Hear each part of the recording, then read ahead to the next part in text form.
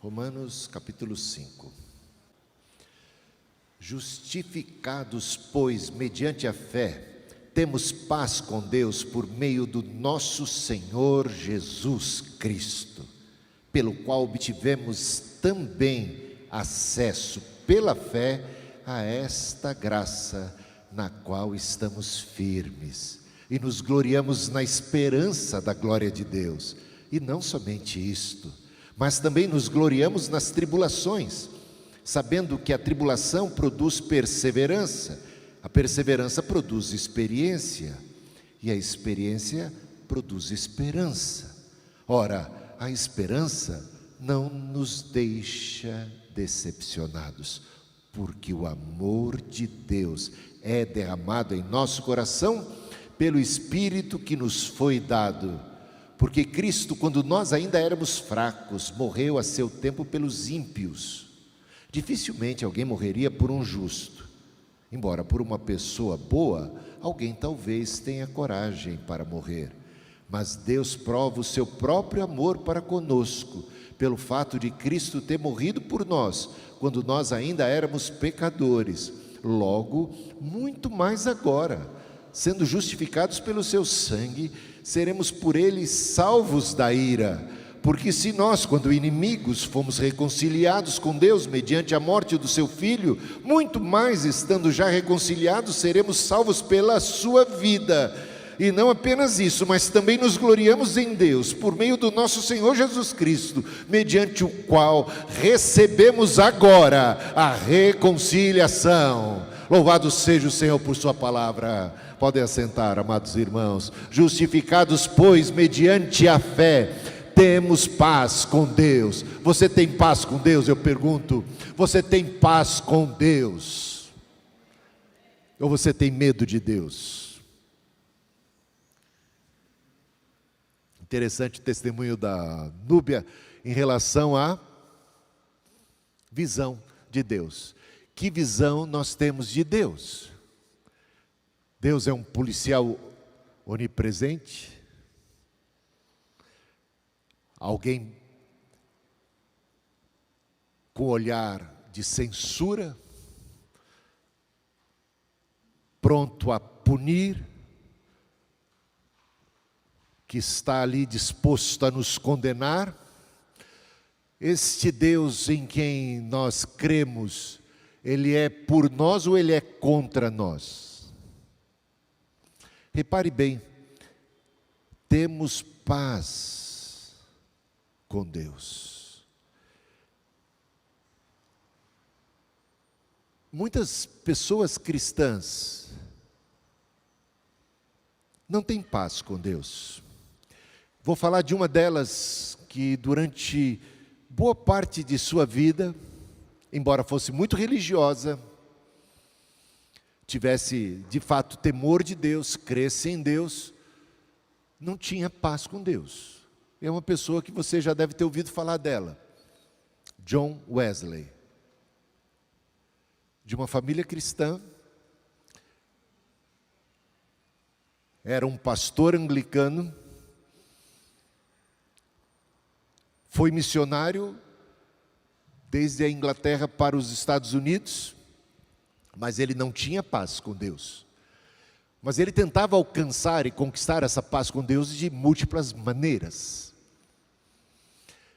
John Wesley era muito religioso, lia muito a Bíblia, orava sem cessar.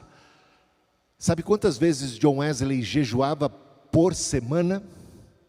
Todas as quartas e sextas. 2 vezes por semana ele jejuava. John Wesley era uma pessoa muito caridosa. Ele distribuía muito do que ele tinha para os pobres. John Wesley constantemente visitava os hospitais e os presídios. John Wesley se reunia, não perdia um culto, ele participava dos grupos pequenos, e ele era uma pessoa que procurava incansavelmente agradar a Deus. E fazia tudo aquilo que estava a seu alcance para poder agradar a Deus. Mas ele não tinha paz. Ele se dedicava e se esmerava, quanto mais ele percebia que não tinha paz, mais então ele se dedicava às boas obras, e à religiosidade, e a tudo isso mais. Só que não tinha paz. Como missionário nos Estados Unidos, ele acabou sendo um fracasso. Voltou cabisbaixo na viagem de navio de retorno para a Inglaterra, um grande temporal, e o barco, o navio em que estavam, estava prestes a afundar. Ele temeu pela própria vida, porque ele não tinha paz. Ele não tinha certeza da salvação. E de repente, à mercê do perigo e da ameaça da morte, se viu em angústia, se viu com o coração apertado, com medo tremendo. Se a morte chegasse, o que é que ele ia encarar do lado de lá? Porque ele não tinha paz com Deus. Aí ele observou um grupo de cristãos que também estavam no mesmo barco, na mesma circunstância. Mas ao contrário dele, estes que estavam no mesmo barco, na mesma circunstância, num barco que estava indo a pique, estavam cantando, estavam louvando, estavam adorando a Deus, tranquilos, em paz. Desse grupo faziam parte mulheres e crianças, e ele ficou chocado, como que as mulheres e crianças têm tamanha paz diante da ameaça da morte. Ele já, como homem, estava com uma atitude covarde diante da morte. E ele perguntou para o líder lá do grupo: ué, vocês não sabem que o barco está para afundar? Que o navio está prestes a afundar? Vocês não têm consciência do perigo que nós estamos correndo? E a resposta foi: claro que temos. Mas então, como é que vocês explicam essa atitude tranquila e de paz? Essa serenidade diante de uma ameaça tremenda? Aí a resposta foi simples: nós temos certeza da salvação, nós não tememos a morte. Nós não tememos a morte, porque temos paz com Deus, porque temos certeza da salvação. Mas como assim certeza da salvação? Como alguém pode ter certeza da salvação? Porque a salvação é pela graça, mediante a fé, nos méritos de Cristo, na obra de Cristo. Nós não confiamos em nós mesmos, nos nossos próprios méritos para a salvação. E ele começou a explicar para John Wesley o que significa justificação. É a primeira palavra que aparece aqui em Romanos capítulo 5. Justificados. O que é ser justificado? Você já faltou na escola por motivo de doença? De repente você apresenta uma justificativa, não é? Talvez do trabalho também. Um atestado, e diante desse atestado, a sua falta é justificada. Se você estava no emprego e você apresentou um atestado, a sua ausência foi justificada, e você não pode ser penalizado. Entendeu isso? Só que nós somos justificados, a nossa falta é abonada pelos méritos de Cristo. Ele é que nos dá o atestado de que não há nenhuma culpa sobre nós. Fomos perdoados, meus irmãos. E isto é uma baita notícia. Isto é o Evangelho, as boas novas de que em Cristo há perdão para os nossos pecados. Ele pagou a conta, nós não devemos nada. Nós tínhamos uma tremenda dívida, e de repente Ele, por misericórdia, foi lá e pagou a dívida, e está dizendo para mim, para você: não há nenhuma dívida mais que pesa sobre nós, nenhuma condenação há para os que estão em Cristo Jesus, nenhuma condenação há. Fomos perdoados, temos paz. Paz, a palavra paz aqui, gente, tinha que quase que ter um ano só para parar e falar sobre justificação, depois fé, E essa paz, se você pega a palavra no hebraico, que é shalom, o conceito de paz, shalom no hebraico, é muito mais abrangente do que o nosso conceito de paz. Vamos lá. Paz é algo, na cultura hebraica, como bem-estar. Paz tem a ver com todo o bem-estar da sua vida. Paz também tem a ver com a cessação de conflitos. Sabe, os conflitos cessaram. A inimizade, as barreiras caíram. Nós temos paz. Paz com Deus. Tudo aquilo que estorvava, tudo aquilo que impedia o nosso relacionamento com Deus, tudo aquilo que nos separava, nos distanciava. Quando Cristo morreu na cruz, o véu do templo que separava aquele lugar da presença de Deus, do Santo dos Santos, esse véu foi rasgado de alto a baixo. Nós fomos reconciliados, temos paz, acesso, comunhão e um bem-estar que advém desse relacionamento restaurado. Pelo pecado fomos expulsos do paraíso, fomos expulsos da presença de Deus, fomos separados. Mas de repente Cristo, o Cordeiro de Deus que tira o pecado do mundo, e somos reconciliados e temos essa paz que nos dá um bem-estar, que nos coloca numa relação adequada. E a gente não tem mais em Deus um adversário, alguém contra nós, mas Ele passa a ser alguém por nós. Então, John Wesley, em 24 de maio de 1738, ele que ainda vivia até aquele momento, procurando essa paz através das boas obras, procurando essa paz através da religiosidade, de generosidade, de todas aquelas coisas que são boas, mas que não podem dar a paz. E ele, por mais que fizesse, não encontrava nelas a paz. Por quê? Porque você sempre vai perceber a sua inadequação, a sua pecaminosidade. Você sempre vai estar na dúvida, será que eu já fiz tudo? Será que não falta fazer mais alguma coisa?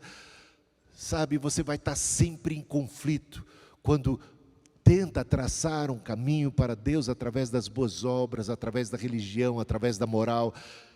Tudo isso simplesmente não vai te dar paz.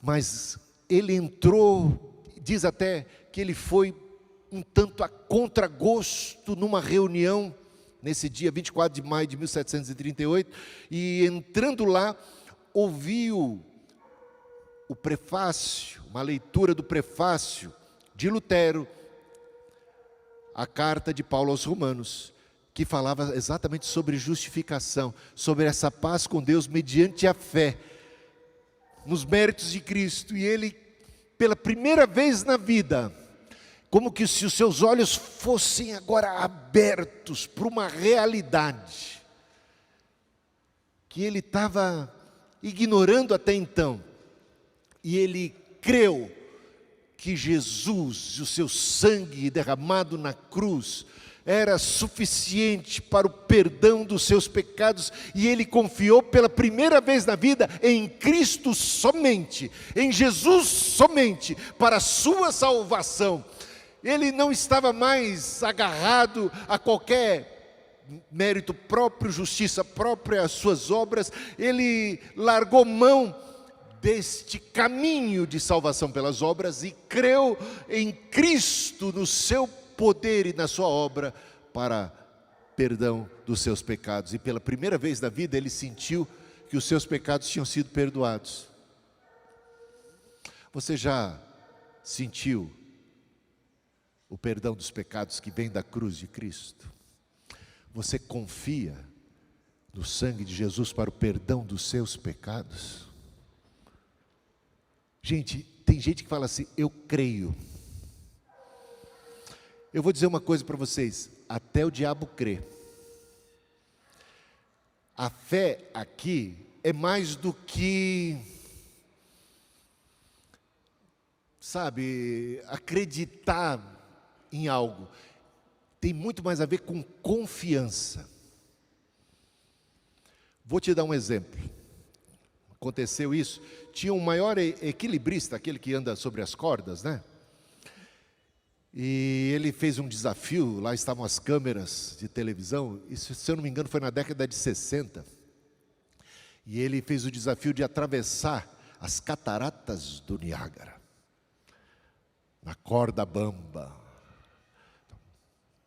Pegaram então, colocaram lá a corda, e tinha muito vento naquele dia, o que dificultava bastante, mas ele era o maior equilibrista do mundo, e ele venceu o desafio e atravessou do outro lado.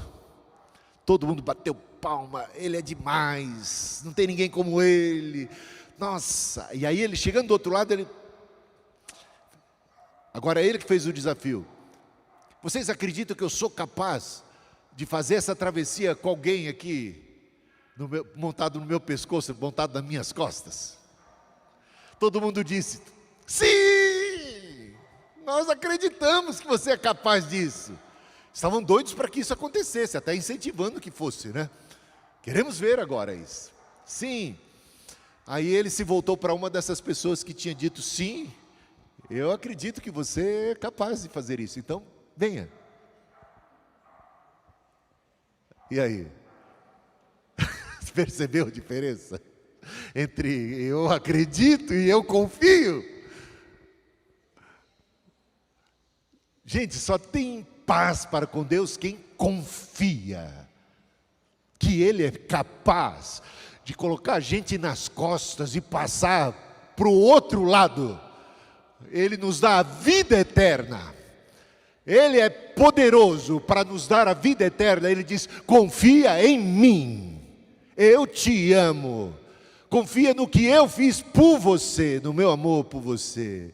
Então, justificados, pois, mediante a fé, essa confiança, é que a gente vai ter paz com Deus. E pela primeira vez na vida, John Wesley disse: eu senti meu coração estranhamente aquecido. E pela primeira vez, eu experimentei a sensação de perdão, a paz, o conforto. Deus me acolheu, Deus me ama, Ele me abraçou, Ele perdoou os meus pecados, eu tenho paz para com Deus. Isso foi um divisor de águas na sua vida, algo realmente revelador. Tem um livro que hoje eu passei para o Isaías, o livro chamado A Cura. E ele é muito parecido com um outro livro, bem conhecido, famoso, que eu acho que todo mundo já deve ter lido, se não, devem ler. O Peregrino, de John Bunyan. O Peregrino. É uma alegoria, tanto um livro como o outro trabalham na ideia de alegorias da vida cristã. E mostram as pessoas tentando a salvação, tentando por caminhos de obras, caminhos de religiosidade e tudo mais, sem encontrar paz até o dia que encontram a graça de Deus, a bondade de Deus, o amor de Deus, a cruz de Cristo, e creem, e confiam e tudo mais. Nesse livro A Cura, eu vou dar um spoiler aqui, ô Isaías, desculpa, melhor você não ouvir agora, que eu acabei de dar o livro para ele. A criatura que está buscando a Deus, ele se vê numa encruzilhada, e tem ali uma placa que aponta numa direção, dizendo assim: agradar a Deus. E nessa encruzilhada tem uma outra placa que aponta para uma outra direção, que diz assim: confiar em Deus. Agradar a Deus, confiar em Deus. E ele se deparou com essa placa, e ele teve uma atitude de John Wesley a princípio. Ele falou: opa, melhor agradar a Deus, certo? Entre agradar e confiar em Deus, eu acho que o melhor é agradar a Deus. Assim eu vou me dar bem com Ele, eu vou seguir a placa do agradar a Deus. E ele se vê numa sala muito grande, as pessoas muito bem vestidas e tal, tudo muito alinhado, e chega lá, as pessoas estavam mascaradas nessa sala, tinham máscaras. estavam muito maquiadas nessa sala. A sala de agradar a Deus é uma sala onde você não pode ser você mesmo. Você não se preocupa apenas em agradar a Deus, mas você se preocupa também em parecer diante de todos que você agrada a Deus. Entende isso? Você não pode ser você mesmo. Você tem vergonha de quem você é. Você está tentando impressionar a Deus e também aos que estão ao seu redor. É uma sala que leva a muita hipocrisia. É falta de autenticidade. É a sala do legalismo. É a sala do fingimento. Essa sala não te leva à paz. E ele vai ter muita frustração. Muita frustração aqui. É a sala do faz de conta. Aí ele vai quebrado, sai de lá quebrado, assim como John Wesley estava. Não tem paz com Deus. Até que ele aceita o desafio de ir para a sala do confiar em Deus. E lá não tinha ninguém com máscara.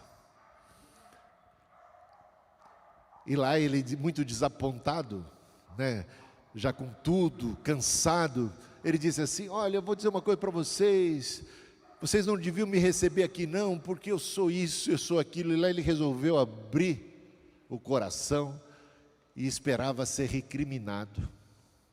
Mas lá ele não recebeu nenhuma reprimenda de quem quer que fosse, a não ser as boas-vindas, como se todo mundo ali dissesse: bem-vindo ao barco da humanidade perdida. Aqui você é bem-vindo, como você está, seja quem você for. Aqui, o que a gente precisa fazer, em primeiro lugar, é confiar em Deus. Confiar em Deus. Crer nas suas promessas. Crer na sua obra. Crer no Cristo. E aí, bom, leia um livro depois. A ideia é que a pessoa só vai ter paz com Deus quando ela puder confiar no amor de Deus. Aqui a gente vai vendo em Romanos capítulo 5, que ele fala: justificados pois pela fé temos paz com Deus por meio de nosso Senhor Jesus Cristo, pelo qual obtivemos também acesso pela fé a essa graça. Graça é um favor que nós não merecemos, na qual nós estamos firmes. Meus irmãos, do que você está firme? Eu estou firme na minha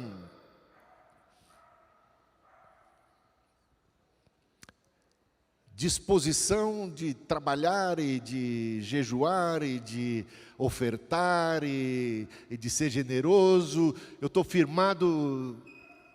Você nunca vai ter paz.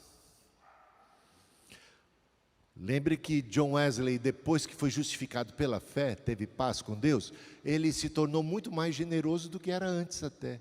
Continuou jejuando. As boas obras são produto desta paz com Deus. É fruto do Espírito. Segue aqui: estamos firmes e nos gloriamos. Isso de nos gloriar, lembre-se bem, Paulo diz: pela graça sois salvos mediante a fé. Isso não vem de vós, é dádiva de Deus. Não pelas obras, para que ninguém se glorie. Porque se a salvação é pelas obras, se John Wesley estivesse correto, ele era o salvo número 1 do planeta Terra. Quem é que jejuava mais do que John Wesley? Talvez existisse alguém. Quem é que era mais generoso do que ele? Talvez existisse, mas dificilmente encontraríamos alguém tão generoso, tão religioso, que jejuasse tanto, que fosse tão sistemático em tentar agradar a Deus. Ele poderia se gloriar, ele poderia se comparar a outras pessoas e dizer assim: olha, eu sou melhor do que você, eu mereço mais o céu do que você. Ele poderia se tornar um fariseu no sentido de estar tão confiado na sua própria postura e atitude, a ponto de desprezar o publicano, a prostituta e aqueles que não eram tão fiéis a Deus como ele se sentia ser fiel a Deus e merecedor do céu. Pela graça sois salvos mediante a fé. Isso não vem de vós, é dádiva de Deus, é dom de Deus, não pelas obras para que ninguém se glorie. E aqui Paulo mais uma vez bate nessa tecla: temos acesso pela fé a esta graça na qual estamos firmes e nos gloriamos no quê, meus irmãos? Se não podemos nos gloriar em nós mesmos, nas nossas próprias obras e atitudes, nós nos gloriamos na glória da esperança, na esperança da glória de Deus, é na esperança da glória de Deus, a glória de Cristo Jesus na cruz, na sua obra por nós, no seu poder de salvar. Ele é o Salvador, e glórias sejam dadas ao Salvador. Nenhuma condenação há para os que estão em Cristo Jesus, nosso Senhor, nosso Salvador. Glórias sejam dadas a Ele. Ele me salvou. Eu estava morto em delitos e pecados, eu estava perdido,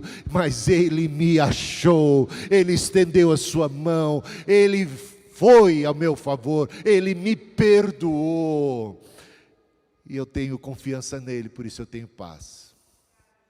Se a sua certeza da salvação baseia-se no seu desempenho, pobre de você.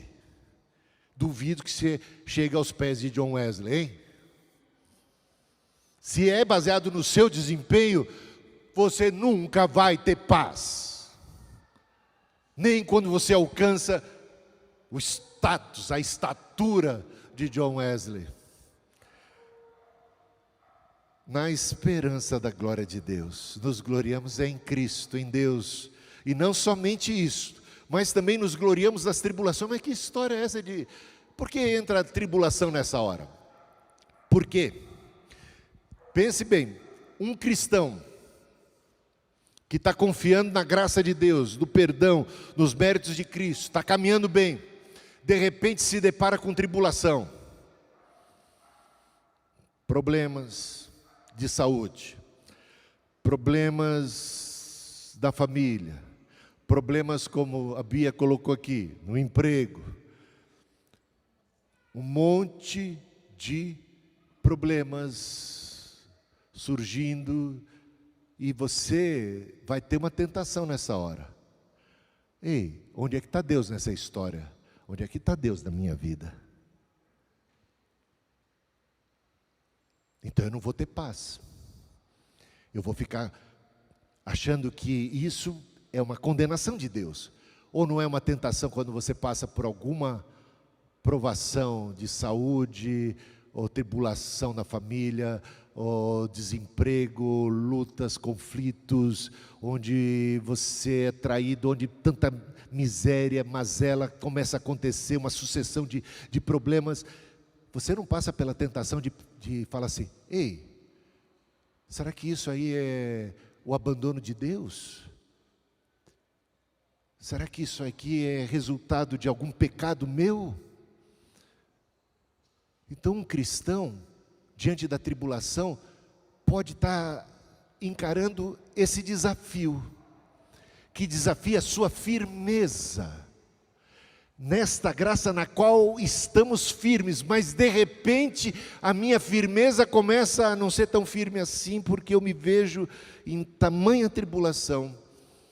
E Paulo está contemplando exatamente essa situação aqui.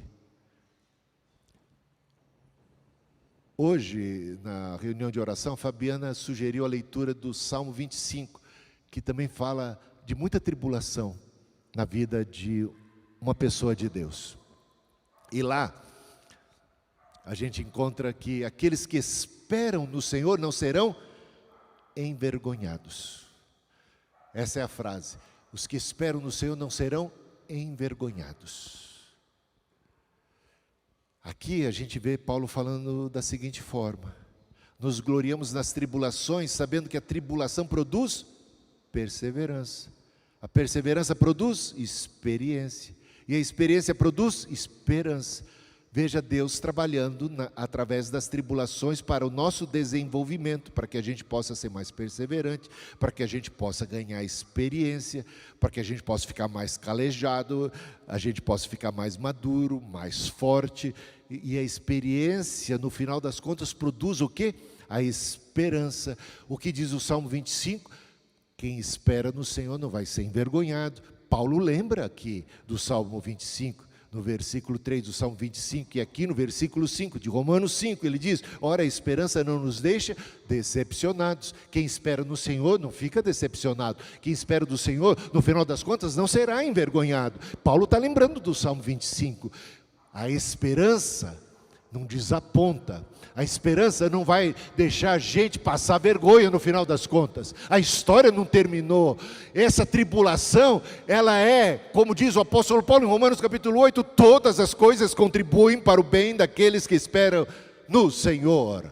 Os que esperam no Senhor, os que amam ao Senhor, os que nele confiam, não serão decepcionados, porque o amor de Deus é derramado no momento da tribulação, no momento da angústia, quando todos os ventos são contrários. A gente pode neste momento continuar e permanecer firme na graça do Senhor e não suspeitar do seu amor e do seu cuidado, e não ficar ali duvidando, e não ali vacilar na fé por causa das tribulações. Eu sei em quem tenho crido, disse Jó, no momento mais terrível e tenebroso da sua vida. Eu sei em quem tenho crido e sei que é poderoso. Ele, o meu Redentor, Ele se manifestará. Nada pode nos separar do amor de Deus que está em Cristo Jesus, nem tribulação, nem a morte, nem o perigo, nem a espada. O amor de Deus é derramado em nosso coração pelo Espírito Santo que Ele nos deu. Meus irmãos, Deus nos deu o Espírito Santo. O Espírito Santo é dádiva de Deus, e esse Espírito derrama, comunica no nosso espírito o amor de Deus. Se você, porque está passando pela tribulação, não se sente tão amado assim, é porque você está andando por vista e não está andando por fé. O meu justo viverá pela fé, diz o Senhor. Confia no meu amor, não acha que eu te abandonei. Você está passando por isso, no momento mais terrível da minha vida, quando parece que tudo havia sido tomado pelo diabo. Deus me deu Lamentações 3, ele diz assim: suporta o jugo da tua mocidade, farte-se de afrontas, bota a tua boca no pó, quem sabe ainda há esperança. E aí, há esperança ou não? Dá uma olhada lá em Lamentações 3, no momento mais terrível, quando parecia que o diabo é quem dava as cartas, Deus falou assim: fui eu que coloquei esse jugo aí na tua vida, e não é para o teu mal não, é para o teu bem. Nós nos gloriamos nas tribulações, meus irmãos, nós nos gloriamos nas tribulações, porque sabemos que essas tribulações estão debaixo da soberania de Deus, e todas as coisas Ele faz para o nosso bem, e ponto final. Descansa no Senhor, creia no seu amor, não duvide jamais. Se você ler aqui os versículos anteriores, o capítulo 4, o final do capítulo 4 de Romanos, olha que coisa interessante. Ele está falando sobre a justificação pela fé. Ele fala do exemplo de Abraão, que foi justificado. Mas quando foi que Abraão exerceu essa fé que trouxe para ele a justificação? Quando Deus prometeu que ele seria pai, ainda que Abraão fosse de uma idade tão avançada, e sua esposa, estéril durante toda a sua vida, sua juventude, quando ela era mais saudável, digamos, ela era estéril. Agora ela estava idosa, muito idosa. Ele idoso, muito idoso. E Deus prometeu: Abraão, você vai ser pai. E o que o Abraão fez? Creu, diz assim, contra a esperança. Creu contra a esperança. Quando tudo conspirava, quando tudo era negativo, quando tudo era contrário, ele creu sem duvidar. sem pestanejar, e isso lhe foi imputado por justiça. Eu vou declarar o evangelho para vocês. Deus amou o mundo de tal maneira. Ele amou a gente, e é o que vem aqui na sequência. O amor de Deus é derramado nos nossos corações pelo Espírito Santo que Ele nos outorgou, porque nós, quando ainda éramos fracos, nós quando, não o John Wesley querendo ser forte para entrar no céu pela sua força, não, nós quando ainda somos fracos, éramos fracos, nós ímpios, nós pecadores, nós adversários, nós nem aí para Deus, Ele nos amou e morreu por nós, sendo nós ainda pecadores. Ele prova o seu amor para conosco. Se nós, quando éramos adversários, alheios, indiferentes, andávamos desgarrados como ovelhas, não estávamos nem aí para Deus, não estávamos preocupados em agradar a Deus, e Ele nos amou nessa situação. Eu pergunto para vocês, o que Paulo diz aqui: quanto mais agora que fomos justificados, que já fomos reconciliados com Ele, não seremos por Ele salvos da ira. Meus irmãos, não há ira de Deus sobre nós, nenhuma condenação. Ele não é contra nós. Se Deus é por nós, meus irmãos, quem será contra nós? Quem será contra nós? Ele é por nós. Mas e quando eu peco? Eu como cristão, e quando eu falho? E quando eu cometo uma fraqueza? Se alguém disser que não tem pecado, diz, o que John Wesley, não, o apóstolo João diz? É mentiroso. Se confessarmos os nossos pecados, temos em Deus um juiz? Temos em Jesus um juiz? Não, um advogado. Gente, parece que está resolvida a nossa questão, não é? Paulo bate tanto nessa tecla que leva muitos a uma conclusão. Então, gente, já que é assim, vamos pecar geral. Porque, de fato, é assim. Só que quem é alcançado por esse amor de Deus, como é que depois vai querer ser contra Ele? A santidade, meus irmãos e irmãs, não é a gente tentar agradar a Deus para alcançar o céu. A santidade é que o céu nos alcançou. É que o amor de Deus nos alcançou. Tanto que João vai falar assim: temos em Jesus um advogado. Ele é propiciação pelos nossos pecados, não apenas pelos nossos, mas pelos do mundo inteiro. Mas uma coisa é certa: quem conhece a Deus, Deus é amor, ama.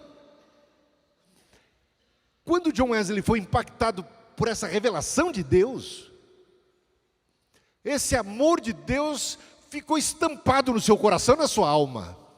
Gente, quando você conhece a grandeza do amor de Deus, que é o ser mais santo e puro, e você é abraçado por esse amor, eu pergunto,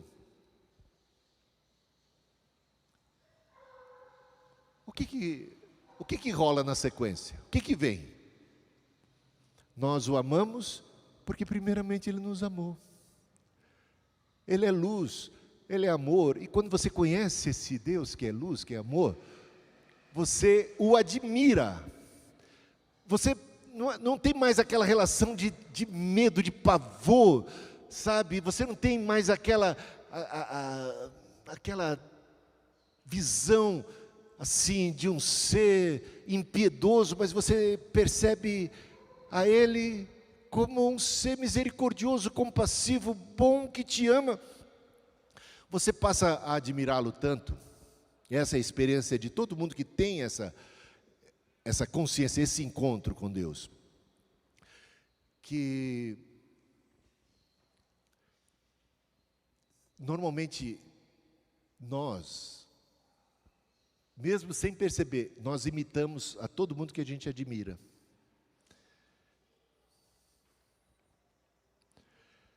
É que eu acho que quando a nossa visão é negativa em relação a Deus, a nossa visão é de um Deus tirano, de um Deus que cobra, de um Deus que exige, de um Deus que pune, de um Deus que é contra nós.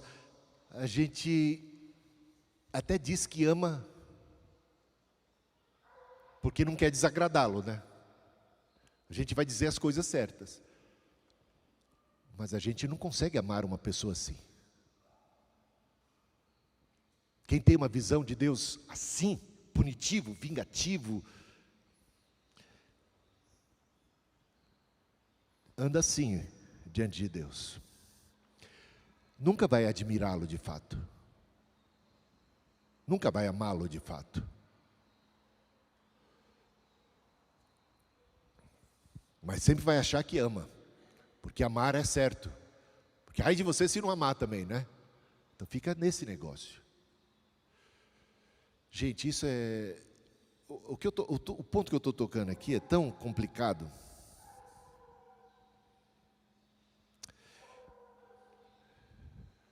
Eu não queria falar umas coisas assim na bucha. Tentar ser mais razoável aqui. Na verdade, eu acho que a maior parte das pessoas não amam de fato a Deus. Morrem de medo dele. Morrem mesmo de medo. Tem um medo de Deus. Não tem paz com Deus. É só chegar na hora do perigo que a gente percebe isso. Chega na hora do perigo, na hora, de repente, de uma perspectiva da morte, aí você percebe que essa pessoa está com medo, porque ela não tem confiança, ela não está firme nessa graça. Ela está vacilante. Ela está com medo de encontrar Deus. Porque a sua visão de Deus é uma visão negativa.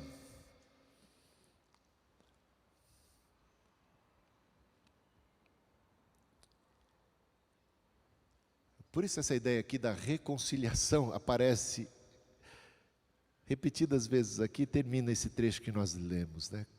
Porque se nós, quando inimigos, versículo 10, fomos reconciliados com Deus mediante a morte de seu Filho, muito mais estando já reconciliados, seremos salvos pela sua vida, e não apenas, salvos pela vida, mediante a morte, nos gloriamos na esperança da glória de Deus, e não apenas isso, mas também nos gloriamos em Deus, por meio do nosso Senhor Jesus Cristo, mediante o qual recebemos agora a reconciliação. É simples isso, eu acho que está bem claro aqui, é mediante o que Ele fez. Ele é amor. Quando o filho pródigo voltou para casa, tendo medo de qual seria a reação do pai, mas mesmo assim, voltou para casa arrependido, qual foi a atitude do pai? Abraçou, cobriu de beijo. O que você está esperando do outro lado da vida? Alguém que vai te abraçar e te cobrir de beijo? Alguém que perdoa os seus pecados pelos méritos de Cristo? Você se gloria em Deus? Você se gloria na esperança da glória de Deus? Você está firmado em Cristo? Você tem paz com Deus? Tudo depende da sua visão de Deus. Deus é amor. Conheça o amor de Deus. Conheça Jesus. Por isso Deus se revela em Cristo de uma maneira tão espetacular. Jesus comendo e bebendo com os pecadores. Jesus diante de uma mulher pega em adultério diz: eu não te condeno. Ele diz: eu não vim para condenar as pessoas, eu vim para salvar. Deus é nosso Salvador. Ele é nosso Salvador. Ele é por nós. Por isso a gente tem paz. Fora disso você não vai ter paz. E a santidade, pela graça sois salvos mediante a fé, isso não vem de vós, é dom de Deus, não por obras para que ninguém se glorie, porque somos feituras suas, criados em Cristo Jesus para as boas obras. Meus irmãos, as boas obras agora são praticadas num outro fluxo, não é para alcançar, para agradar a Deus, é porque nós fomos alcançados, porque agora nós temos paz com Deus, é tudo diferente. Jesus disse: ou seja, o meu fardo, ele é leve e suave. Eu pergunto, o fardo que você está carregando, o fardo cristão, religioso que você carrega, é leve, suave ou ele é pesado? Se ele é pesado, porque não é o de Jesus. O de Jesus é leve e suave. nós o amamos, porque Ele nos amou. Nós não o amamos para conquistar o seu amor. Nós não o amamos para agradá-lo, a fim de que Ele se agrade de nós e nos salve. Não, Ele nos amou primeiro. Ele veio a nós, Ele nos salvou, Ele estendeu a mão, Ele nos perdoou. E Ele é maravilhoso e a gente fica encantado com Ele. A gente quer conhecê-lo mais, a gente quer estar mais próximo desse ser. Esse ser que é simplesmente o Criador de tudo e de todos e nos quer tão bem. Nós passamos a querer agradá-lo, mas agora é pela via da graça, do amor, não para conquistar, fazer, impressionar a Deus, mas é porque já estamos impressionados com Ele, entendeu? Ele nos impressionou e deixou uma marca indelével em nossos corações. Amém, coloquemos-nos em pé. Está passando por tribulação? Sempre motivo, oportunidade, é crise, né? Como diz no linguajar chinês, crise também é oportunidade. É oportunidade de coisa boa, mas é oportunidade de coisa ruim também, né? Crise é oportunidade. Cuidado e não permita que essa crise te abale, te desvie da fé, tá?